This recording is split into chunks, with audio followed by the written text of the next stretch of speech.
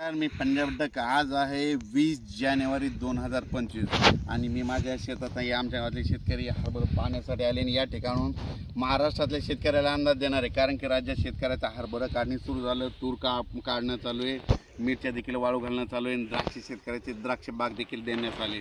तर त्यांच्यासाठी खास करून आनंदाची बातमी आज आहे. 20 जानेवारीपासून तर 1 फेब्रुवारीपर्यंत कसलाच पाऊस येणार नाही म्हणून काही चिंता करायची गरज नाही. म्हणून हा अंदाज लक्षात घ्यायचा.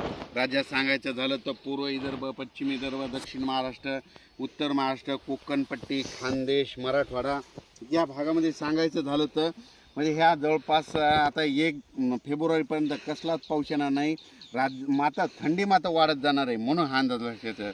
राज्यात सांगायचं झालं तर पूर्व विदर्भात देखील थंडीची लाट राहणार आहे, पश्चिम विदर्भात देखील राहणार आहे, मराठवाड्यात देखील राहणार आहे, कोकणात देखील राहणार आहे म्हणून हे अंदाज लक्षात येतात. पण राज्यात मात्र आणखीन 10 दिवसमध्ये जवळपास 1 फेब्रुवारीपर्यंत थंडीच राहणार आहे म्हणून हे अंदाज लक्षात घ्यायचा.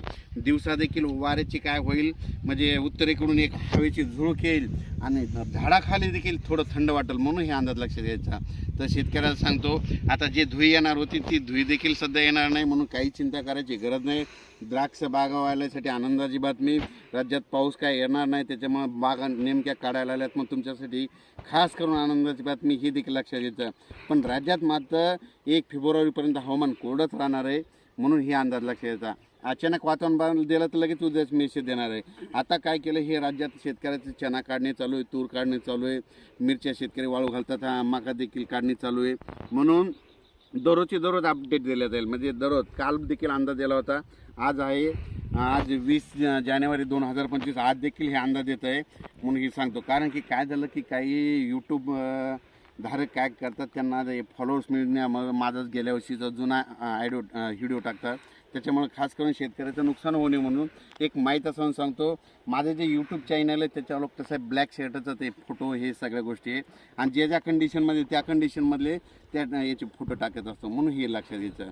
अचानक वातावरणात बदल झालं तर लगेच एक मेसेज दिला आहे. आणि शेतकऱ्यांना मी म्हणत होतो ना हरभरा एकरी 50 किलो पेरत असताना तुम्हाला सांगतो प्लेट जर फेकली तर वर तरंगा असा. आणि याचा ज्यावेळेस काढणी होईल आता ह्या उद्या 23 तारखेला या हरभऱ्याला 92 दिवस होते आणि तुम्हाला सांगतो ज्यावेळेस काढणी होईल त्यावेळेस मी लाईव्ह दाखवणार आहे उतार किती आला. म्हणजे सोयाबीनला देखील यावर्षी 16 क्विंटल आवरे झालं होतं. मेहनत खूप केली ती तशीच हरभऱ्याला मेहनत केलेली त्याच्यामुळे हरभऱ्याला देखील उतार येणारच. म्हणजे एक सुरुवातीला पीक करताना ठरत असतो ते येणारच. फक्त निसर्गानं थोडं मागं पुढं केलं तर त्याच्यात थोडं कमी जास्त होतं. धन्यवाद.